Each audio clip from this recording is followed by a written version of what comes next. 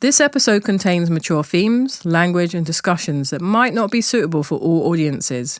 We believe in open and honest conversations that sometimes involve exploring topics that can be sensitive or challenging. Listener discretion is advised.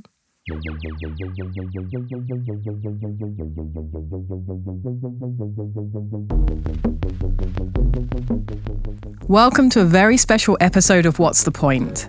As we wrap up these first 2 seasons, I wanted to take a moment to reflect on some of the golden insights, unexpected wisdom, and honest conversations that have shaped this journey. These moments are a reminder of why we started to ask meaningful questions, share stories, and connect through curiosity and art. Let's take a look back at some of the highlights that have made this show so powerful. And I'll hope you keep listening for some future episodes. See you soon.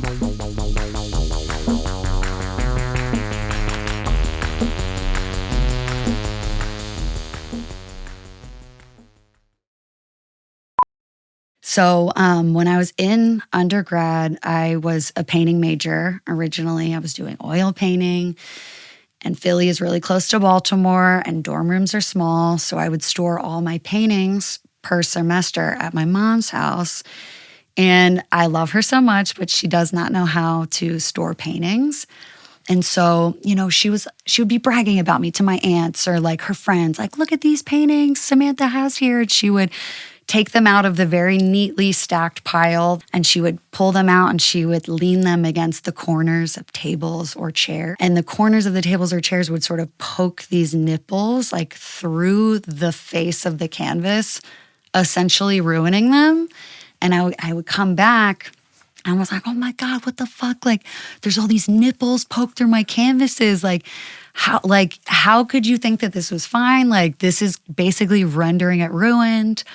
I don't know, like, all these paintings are ruined. I could try to restretch them, wet the back, like, do whatever. But, like, I'm not going to do that. And so now I just have all these, like, nippled out paintings. And so I was thinking, when I first moved to Texas, I was thinking a lot about intention and, like, okay, artists, for me making artwork, it's all about intention. And it's only wrong if I didn't intend for it to be it this way. Like, of course, there's room for happy accidents. But for me at the time, I was like really interested in like what renders a painting ruined.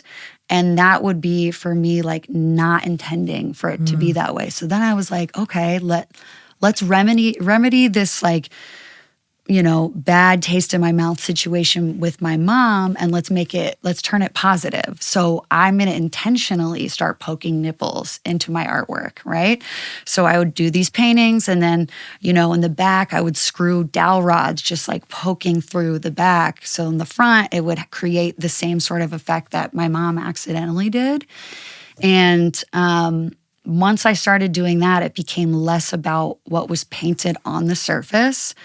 And that's when my like minimal journey started forming, where I was like, okay, it's not about what's painted on the surface. It's more about the gesture of the poking through or the protrusion. So I'm going to have them be blank. I'm just going to paint them one solid color so that I can just focus on the gesture that's happening. Yeah.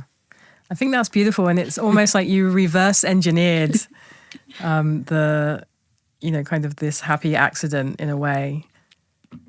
It's funny because like I've told that story a few times, and my mom is like, I wish you wouldn't tell people that. It was an accident. And I'm like, Mom, I love you so much. Like, I would not be making the work I am today, literally without you doing that. Like, I'm sorry that that's like hard for you to hear, but I'm so grateful that you did that. Yeah, it's positive. Yeah. Someone said to me a long time ago, like, Shantell, if you want to be a successful artist, you need to show up, make your work, but you also need to be sociable. You need to know how to do your taxes. You need to be organized. You need to, you need to do all these like 20 other things to have that combination or that cocktail or that formula to be successful. 100%. Because then when you're looking at someone else, you're like, well, how are they successful and I'm not, if I'm showing up and I'm doing these things? And it's like, unless you come down that select path that is like handed to you, you have to show up and be good at everything. And that's the only way it really works. And it sounds like you've been exercising that muscle and kind of like learning your own skills and kind of, taking in the skills that have been taught to you as well at the same time. Yeah, absolutely. And I think about that a lot when I put on like my art dealer hat when I'm dealing my friend's artwork. Yeah. And like how I started off dealing sunglasses at like a 7-year-old, and like how persuasive I was as a kid, and like bringing those little techniques that I'd learned as a kid, that my father kind of pushed those on me, And at those moments, I was really upset at him because like my childhood was kind of robbed, Instead of like playing video games or Sunday morning cartoons, I was working, and selling things, and being out there grinding. And I think those some habits just don't change, Yeah. And you're just kind of in that. And so I like to take a lot of what I was taught and how I grew up into the art world and how I manage my way through it, Nobody really teaches you about like pricing, like when you're barely starting as an artist, like how do you do that? Or even like a CV, or like schools kind of don't teach you that so much. And I think one of my jobs as like a curator in the community is to educate a lot of these first-time showers. And sometimes have these difficult conversations with artists, that they maybe might think that I'm being maybe more of an asshole or something like that if I tell them like, hey, maybe your first time showing, maybe your painting shouldn't be $10,000. And it's hard for them to hear that, Or it'd be like, do you have a prior sales record for this being $10,000? They're like, no, but I think that this is how much it should be. And I'm like, well, I think that it should be, 2,000 or 1,000. And having those conversations and teaching them are hard conversations to have, but it's necessary, to have these talks. And I think, with something like that, A, you got to set a baseline. And then B, if off the bat, people are giving you 10 grand for a painting, you've done yourself a disjustice because you haven't gone through that learning curve of like getting to that point and feeling like this is where you should be, And I think there's something about that, like, okay, I sold for 1,000, then 2,000, and it went to 5, then it went to 8, and then it went to 10. And like, you learn along that path. And if you just went to 10, like, absolutely, what didn't you learn? Yeah. I was in a neuroscience PhD program, and I knew I hated it, but it was pretty scary. I think I knew from the first week I was going to quit, but I thought, okay, Maysha, be prudent, get through a year so at least you have proof you tried it, and then you don't have to deal with, people thinking you were impulsive, whatever. During that year, I applied for a grant through the National Science Foundation and picked a laboratory in Japan. I mean, I kind of just looked at some different research institutes' websites, and I picked this one mathematical neuroscience lab. And I was like, oh, this looks cool. And it's, in the outskirts of Tokyo. And I got the grant. So then I was locked into that lab, and I was like, okay, I guess I'm going this summer. And I made a decision with myself that I would spend the summer testing out this identity of being an artist because I was so terrified. I remember I tried to make one painting during my neuroscience PhD, and it was like you would think I was like buying drugs on the corner. Like I went to the art store and I bought this giant canvas, and I like quickly whisked it from my car into my apartment, and I made this one painting. Oh my God, I was so happy making the painting. And then I, squirreled the painting away. And I decided when I'm in Tokyo, I don't have to hide that. I can just go there and say, I will be an artist. I mean, I was actually thinking back, I was pretty rude because I went into the lab and just announced, well, I'm here, but I'm really going to be an artist. And they were very supportive. So, I mean, they would take me to museums. I mean, they were so supportive. Anyways, I digress. So I was there for the summer, and I really used the 3 months to build up my confidence to quit the program and come back, move to San Francisco, and try to be an artist. So that first period of time where it's just me and the blank surface is just so delicious. And I love that moment, and I will just be with it. And it really starts to kind of pulse out at me, and I start to get a sense of what the painting is going to be like or feel like. It really starts to have this emotional resonance. And, you know, really it's like entering into an agreement with the object. And depending on what's going on in my life or what kind of mood I'm in, I'll bring different intentions. So oftentimes it's some story or something I experienced recently, maybe with my kids or a friend, maybe even something I'm having a lot of trouble with. Sometimes I'll bring my problem to the surface and have this internal agreement with myself that, okay, in 3 months when this painting is done, that problem is done. That's your timeline. And I've done that. I mean, it works. It's like magic. Wow. And it's crazy because those paintings, which are maybe like 20% of my paintings are in that category, people like those paintings the best. And I wonder if it's because they can feel that I needed it. There was a real gravity in how necessary that painting was for me. And it held whatever pain or anguish or confusion I had.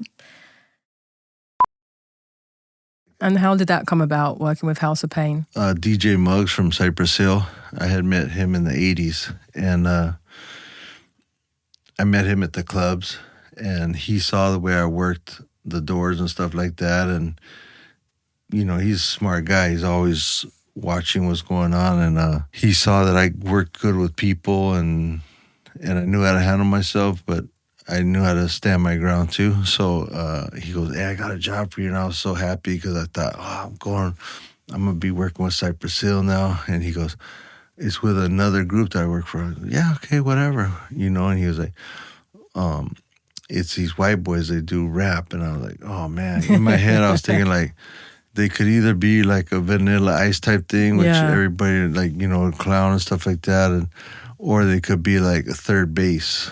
You know, it had a little more respect in the hip hop community because they did, you know, they followed that pattern of, you know, Third Base like is the a real band? hip hop. Yeah. I've never heard of them. No? Yeah, I guess I need to be educated on Third Base. Yeah, for sure. They're from the 90s. So, he told me the group's called House of Pain, and it's with Everlast from Rhyme Syndicate. And I go, oh, cool, because I knew Everlast from the clubs also. And he goes, I'm gonna set up a dinner, me, you, and Everlast, and you guys talk to each other. And if he thinks it's a good idea, then you go on the road. And I was like, all right, cool. The only thing is, you don't get paid. They'll pay for everything, your hotel, your flights, and your food. You get per diems. And I was like, oh, okay. And I was thinking like, wow, okay, I got a job where I don't get paid, but my expenses are paid. So I was trying to make sense out of that in my head. I work construction during the day. I work at clubs at night. I do okay because my apartment was only like $450 in Hollywood. And I was thinking like, man, okay, I got to go work for no money. Like, how's this going to work out? So I talked to both my bosses at night and during the day, and I go, hey man, I got this opportunity. What do you think? Is it cool if I go check it out for the summer? And they're like, yeah, man, you always got a job here, you know? You're one of our best guys, but I would say go for it, you know? You don't know what's going to turn out. And I went for it, and like a couple weeks or a month into it, the jump around took off, and we started doing these little shows, and I started getting paid. And I was like, okay, cool. And I never went back to work in the door or construction ever again. So what was your job with them? The tour manager. Okay, amazing. Yeah. So it was just us four for a while. We were driving around in a white van doing promo tours, going around to college radio stations and doing interviews, photo shoots for magazines that the label had set up. They were signed to Tommy Boy at that time. And it took off, and it happened so fast and so crazy, and it was so much fun, you know? And then I had the LA Fingers photo, which one of the curators told me, man, don't put that photo in there. Like, we've all seen that already. Like, do you really want to put that photo in? Like, hasn't everybody seen it already? And I was like, yeah, you're right. Everybody that you know seen that photo. Everybody that I know seen that photo. But nobody in Wisconsin, no one in Iowa, 100%. no one in Kentucky, no one in Paris, you know, like all these people that are coming to see this show haven't seen it. And it was like, they gave me enough room for, it was like one wall. So I did 2 stacks of 20 horizontal photos all the way across. Those 40 photos. That was my wall. Then they're like, hey, there's that little tiny wall that's next to your 40 photos that has that ugly fire extinguisher. Can you put a photo there? And I go, yeah, perfect one. LA Fingers. And that's when all that came up. That was like the most, if you went through the hashtags of the show, that was the most photographed with people's phones photo on there. Wow. So I was like, wow, you know, maybe I'm not such an idiot after all. It's iconic for a reason. Yeah. You know? And so that happened. Then we did Beyond the Streets downtown. One more time, I got another wall. Everybody else got like a room or 2 walls or huge areas. And they're like, hey, you see that wall over there? That's your wall. You know, I was like, all right, cool. I get the wall, you know? And then everybody got to pick what they were doing. I was like, I want to make this. I want to do this. I want to do this cool thing here. I want to pick all these pictures. And I went to go. I want to put and then Roger goes, I got an idea for you. And I was like, oh, okay. He's all, I want you to print the same photo 3 times on the wall. And I was like, yeah, but this guy got to do whatever he wanted on his wall. That guy did whatever he wanted on his wall. This guy got his own room. This guy got this big old thing. Like, and I get that wall, and I don't get to pick what I want. You know, he's like, do you trust me? And I go, no, yeah, of course. Fuck it, you know, like, I've done like 100 shows. I got hundreds of photos framed at my house from everyone that didn't sell, you know, because they're not all going to sell. Some of them help tell the story, and then some of them sell. So I got all these photos, and I thought I could, you know, put some up there. People that haven't seen it yet will see those. Maybe I can move some of them, you know, I'm thinking like that. And he goes, I want to do the LA Fingers 3 times, bigger than you've ever done it before. I was like, okay, cool. And then the 2 of them sold before the show opened. The last one sold the end of the week of the first week that it was open. So like by the first week I was sold out.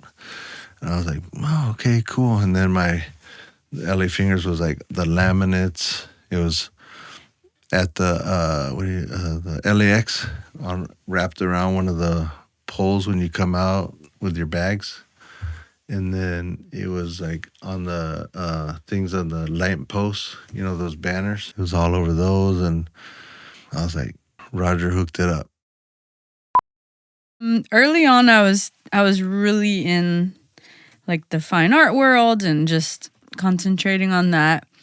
And then as time went by, I'm like, this is kind of boring to like play by these rules and just do exactly what they say they think you should do. What are some of those rules?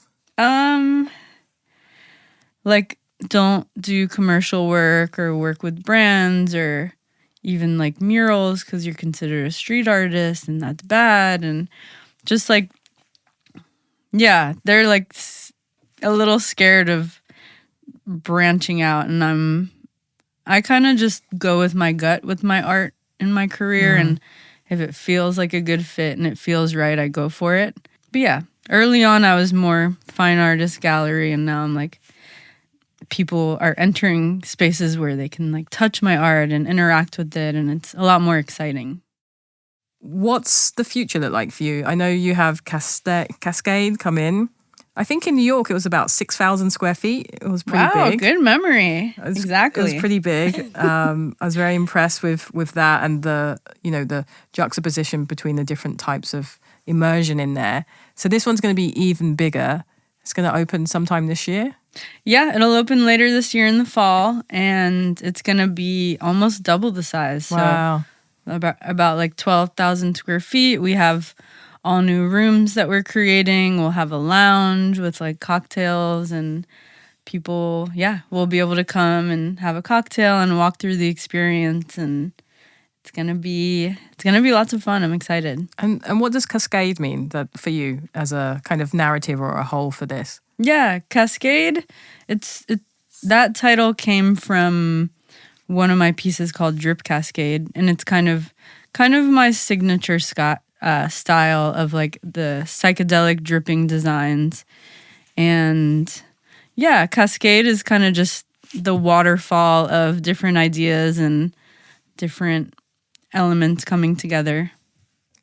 Well, I'm excited to check that out. And then I'm guessing there's a lot of programming elements in that. You have a team help you, or what does that setup look like? Yeah, there's so many moving parts. There's a production team that has to build out, the space and the drywall. There's a tech team that has to create the content and then set up the tech in the space. And over the 3 months, they'll have to, be on site to turn it off and on and tweak it. And there's like people at the ticketing booth. There's people in the gift shop. There's merch to be made. It's insane how many elements there are. A marketing team, ticketing platform. There's such a separation from making animation and an audience enjoying it. So we never see our audience enjoy the show. So even when I watch the show in my own living room and I see it's on the Disney Channel, there's an element of me, I go, oh, that's so nice that they put this on the channel. That's so kind of them. We worked hard on it, and that's so nice that the network decided to put it on. I forget that, no, there's actually millions of people watching and really enjoying this, which is so cool. And so when, the TV show was going to be made, how did that decision come along, you doing the voice of Cricket? It was a slow and organic process. The original plan was not to have me voice the character. It was not something that me or Shane thought about at the beginning of the development process. But to kind of back it up a little bit, we had a project in development. This is after our comic book series and before Big City Greens. We had a different show in development at Disney. And it was our first foray into, producing a pilot and developing and making show Bibles and working with executives. And it was all very new. And we were learning a lot. And ultimately, at the end of the day, that project didn't survive. It was passed on, like many projects are. And while that was heartbreaking in its own right, it was also frustrating because we felt like, this idea didn't really get a fair shake. We didn't get to cast actors. We didn't get to, edit a fully produced pilot or even an animatic, because it was like an animatic's kind of a rough pilot. We didn't even get to an animatic stage. So we felt like it was killed a little too early, but we licked our wounds, we moved on and everything, but we thought, okay, what are the lessons we're taking away from this? Because Disney wanted us to pitch and develop a new show, and we thought, okay, what can we learn from this first go-around? And one of the things was voices. There's a point in the development process where you get to cast actors and hire actors to come in. Before that, you're kind of flying solo. And so Shane and I did our best to voice all the characters in the show. He voiced Bill, the dad. I voiced Cricket. Sometimes both of us would voice Tilly. And we tried to develop these different voices. The grandma's voice, we kind of knew what she needed to sound like. Because we wanted to paint a really clear picture for the executives and for us as to what this show could be. I'm looking at my computer here because I want to queue up a clip because we've never done this before in the history of the show. Okay, so we've got a clip from Big City Green, so I'm going to play this and let's see if all this works and we can hear this. Okay, everyone, strap in because we're officially on vacation in 3, 2, 1. Dad! Dad, I got something to tell ya. Cricket, throwing yourself against stuff is not safe, son. That's why I made you that bubble wrap helmet. Sorry, Dad, popped that weeks ago. But I come to you now with the compromise of a lifetime. Miss Sapp said that even though you were a dum-dum, her words, not mine, for rejecting her offer, she'll let us try her brand new, top-of-the-line, big-tech space simulator. Space simulator? Ooh, tell me more. Yeah, it's a ride that makes you feel like you're going to space without actually going anywhere. It's all fake. Buckle up, Cricket. We gotta hit the road if we're gonna beat the traffic. Wait, Dad, you're not listening. I promise this will be fun. Fun. Yeah, and my fun meter's dropping dangerously low. All right, anything for the fun meter. But let's make this quick. Where exactly is this little simulator? Oh my goodness. Big City Green's the radio play. There you go. I love it. Something very interesting about your work is it has that mix of, Sri Lankan and American and, all the things that kind of make up you. Are you, in a way, exploring your identity as you do that? Yeah, I mean, I think you can't not Yeah. we're all exploring our identity, no Yeah. matter what your background is. Like, when you're making art, that's ultimately what it is.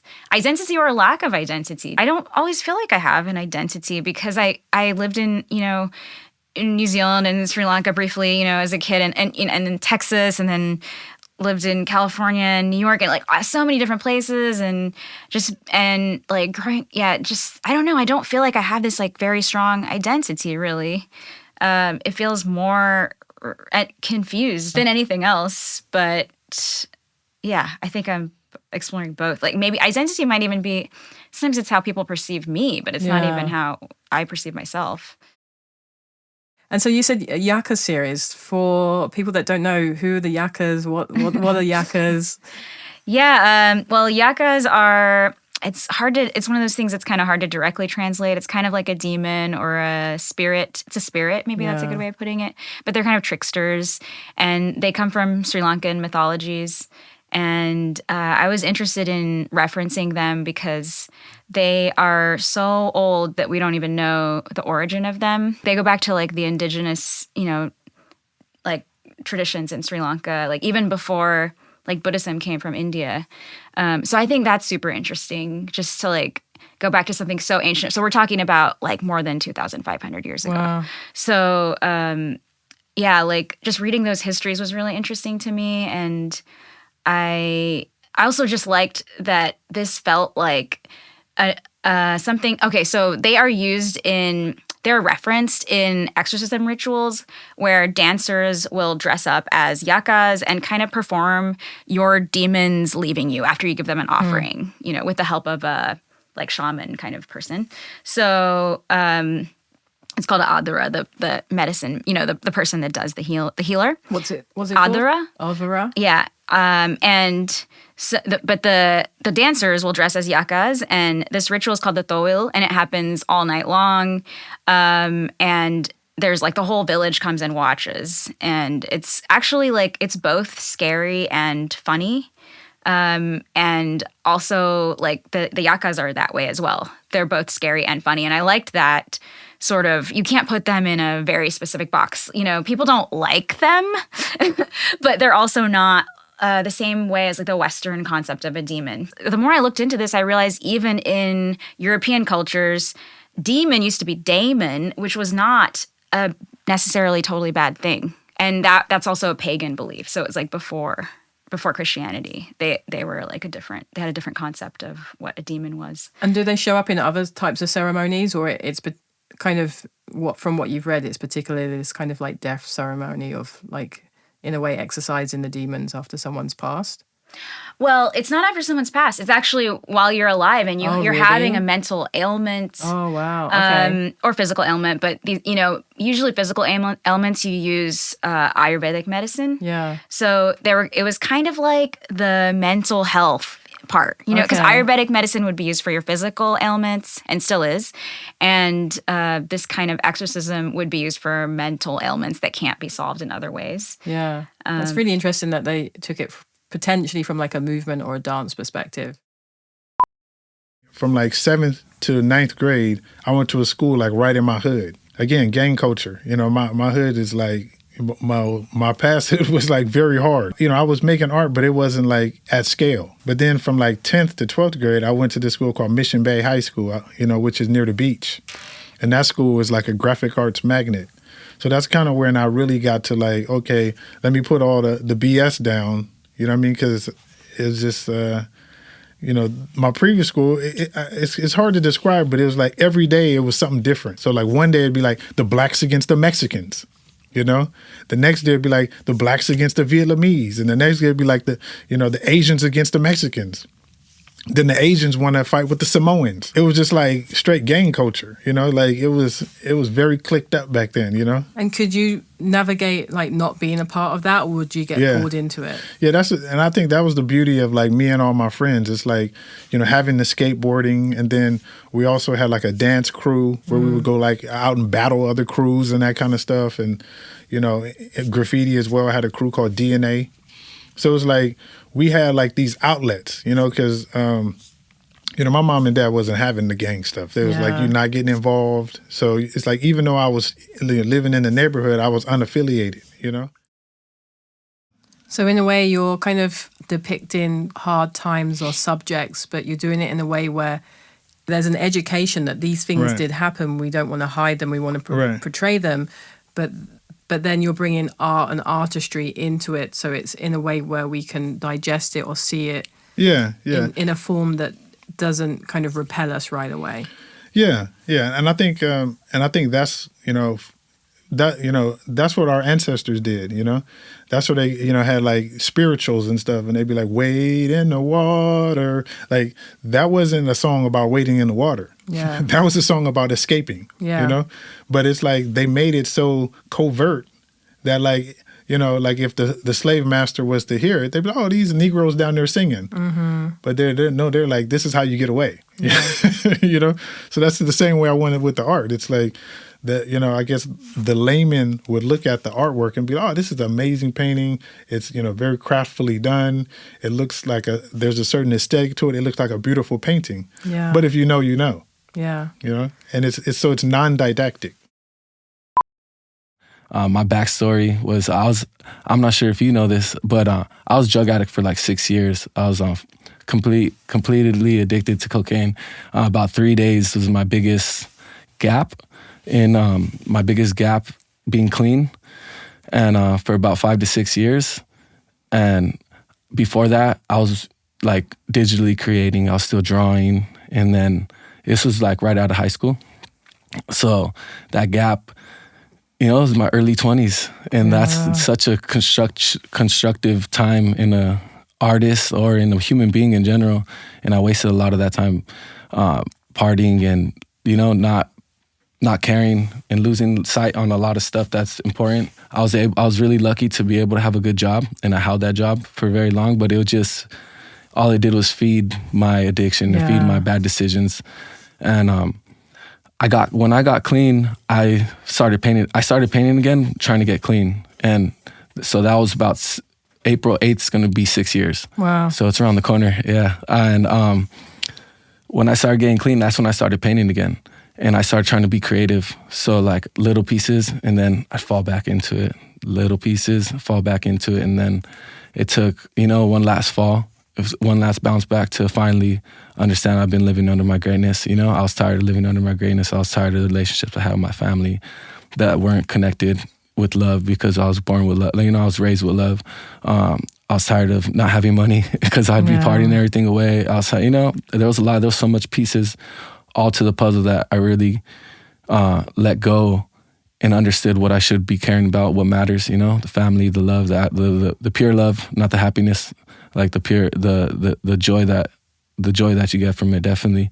And so I started painting again, and a lot of people, I open up at least like once a year about it because I don't try to keep it my main basis of my artwork, but I do know a lot of people struggling, a lot of people that follow me understand the story, know the story, and I've been able to touch so much people with knowing, let alone my friends. Like my friends is one of the main things. I feel like that holds me real dear to me because the people I know and I love and I care about, and they seen what it was, how bad I was, and you know I was the worst of the worst. I am the king of wasted time. I never thought I could do this. I always thought it was too late, and I just became obsessed. Yeah. I became obsessed with creating again. I became obsessed with being better. I became obsessed with caring, and it's just those little steps, walking with faith, blind sight, you know, just trusting in the vision of you getting better and the hope. And day by day, you know, 0.1% better sometimes, you know, so a stumble, but a stumble's a step, you know, and just falling and still coming back and being able to bounce back from the times before, you know. And so you said you had a freak accident. What happened there? So I was 22 years old and I locked my keys in my apartment. I lived in Hollywood and we were coming from a friend's birthday. And when we got to my apartment, I realized I locked my keys. And so me being a daredevil, I was like, oh, I'm just going to scale the building and hop through the window and get my keys and whatever, because the window was like open. But I lived on the 5th story. So I climbed all the way to the top on this outdoor fire escape. I tried to hop through the window and I slipped and fell and I fell 5 stories. Wow. And so, yeah, it's intense. But I broke my spine in half. I had 4 brain traumas and my feet were just like crushed and then my pelvis was broken. So long story short, I was in the hospital for 3 months and then I had to learn how to walk again. And it took me like a year to learn how to walk again. But throughout that whole process, I was making art to like make sense of like my pain or to, like, it was a vehicle for me to like navigate through it. So like I remember because I couldn't walk for 3 months, I was in the hospital. I would look at my phone and I would see like something on Instagram pop up and it's like, oh, everything happens for a reason. And I'm thinking like, what is that? Like everything happens for a reason. Like this was supposed to happen to me. I was supposed to fall off this building and like, okay. And so I made this art piece where it was like my body, but like with no legs, and I was on a walker and I had a bag over my head that said out of order because I felt like my body was just like broken and out of order. And then I wrote next to it, it's part of the plan, like fuck you, destiny or whatever. And after I did that, it was like my anger and like confusion about the situation. I made that piece and then I was like, oh, and that like that part of me like let go. And I realized like, oh, something's happening here. I think like drawing is like making me like feel a little better. And so I would do that like all throughout that time. And then all that whole time is what has influenced like everything that I'm doing now. When my leaders, Black leaders, become iconography, right? And as an identifier for a neighborhood, you know, a destination, you know, the Martin Luther Kings of it all, the Malcolm X's, it becomes, you know, obviously they're iconic within their own right, but that image becomes iconography. Yeah. And so, you know, I have always sort of strived to create something with a bit of the same intent, but to have deeper conversations around that idea and use them to do it. So this, almost the symbols within your characters of what they wear and what they represent become windows into having perhaps tougher, harder conversations about this universe, you know, identity, race, people's experiences. How people come into or find art and artists and work and you know, how people come into and find these characters and then they assign, you know, meaning to it that we never possibly even intended, right? Like someone can look at your work and for you, this might have been one of the pieces that like, this was like, man, I came home after hanging out and just did some shit, right? And it's like, you know, yeah, there's an intention behind it, but it's not like I'm obsessing over an idea and but that one piece that is kind of a throwaway can mean so much to somebody and hit home in such a way that you never fully intended. And it's beautiful. Like, and people assign so much to these characters, I found out over the years, that I never fully intended. Sometimes I act like, yeah, of course I did it. But again, like, that's the most fulfilling thing in this journey, where it's like, damn, you connected with something I did that strongly? Shit, like, I love you. Thank you. This is great. And so, and for that reason, you know, amongst others, I really want to be able to further the narrative and further the conversation around, you know, the things that I've created. So you've created them, and now they get to choose their own adventures in people's imaginations. That's a great way of putting it. Yeah. You know, I don't know if you have this experience, but I can look back at old works and see parts of the picture and know like what I was listening to. They're real fossils. It's a strange kind of somatic connection you have with these things. They're familiar. I can look at brushstrokes and remember the feeling of making it. I mean, it's a really strange. I don't have this experience with anything else, but with my paintings, you know, that I can have that experience. And then there's some that I can look at and be like, who the fuck, is that me? For the most part, they're like these little time tunnels that you go into. Totally. I love that and like I said, that's the power of being an artist. Like over the period of a lifetime, you know, talking about being sentimental, you get to see you in so many different like stages of your life. And like you say, when I look back at drawings, even ones that I did when I was like a kid, I remember like, oh yeah, like I remember then other things like, oh, I was reading this book at that time, or this teacher had like red hair and was like a giant. And, you know, just these odd flashbacks that you wouldn't have ordinarily because you've had these things that can jog your memory. Yeah, they're like strange. It's almost like olfactory memory. And nothing else for me operates that way than my work. In a funny way, I feel like the making of the painting, it's sort of, I feel like there's something kind of ugly about it. I don't mean to put it that way. Maybe that's the right word. Sort of clumsy, or because it feels to me like a series of failures that suddenly, you know, I think of the painting, and on any painting, there's a moment when I say like the lights come on.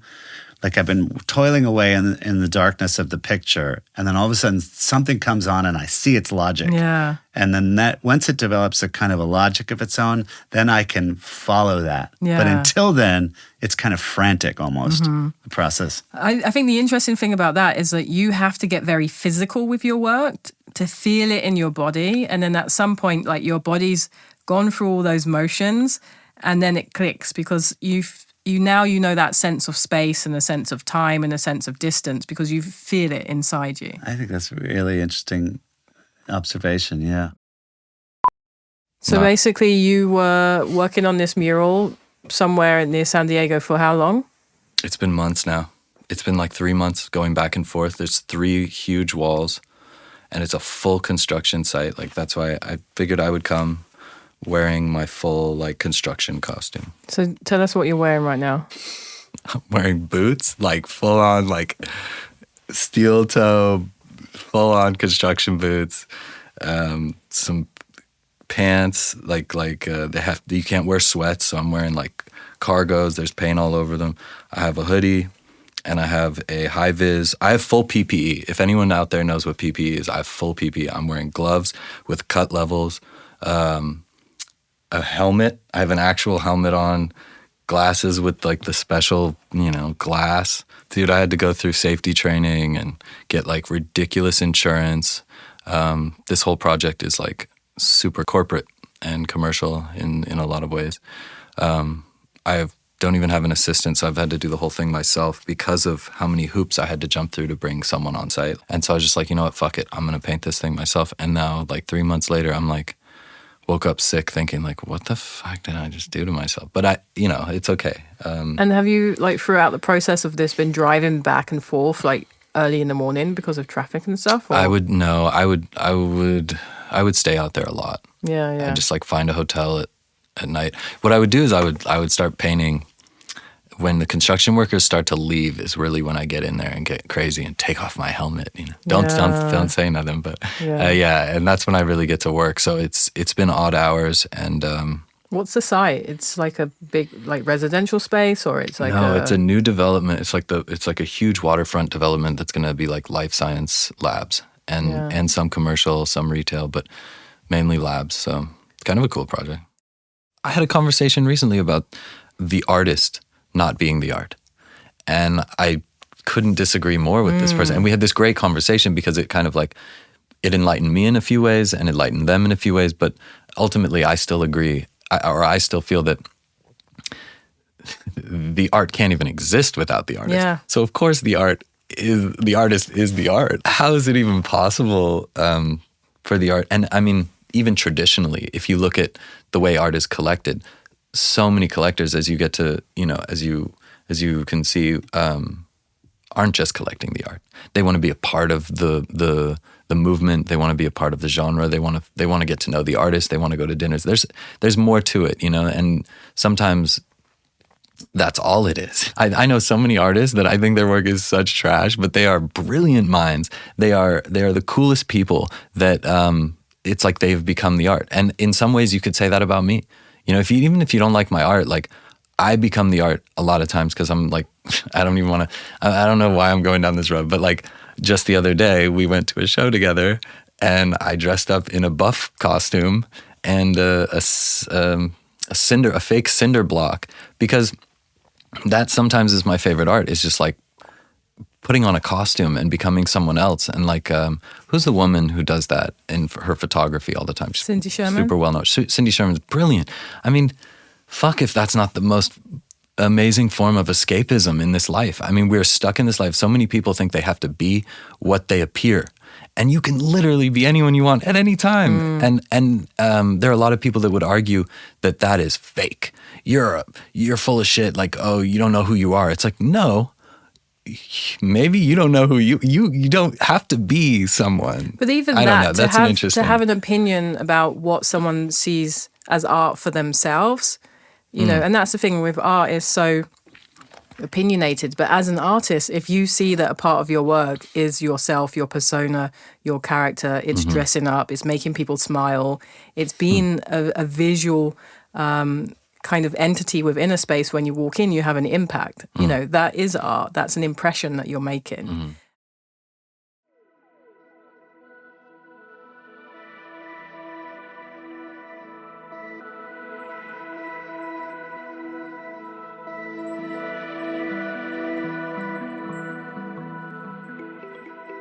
Thank you so much for listening and being a part of this journey. Through season 1 and 2 of What's the Point, these moments remind us that meaning can be found in the smallest reflections and the biggest questions. I'm so grateful for all the guests who have shared their time, their stories, and their journeys with us. Thank you for tuning in and for reflecting on these moments. Until next time.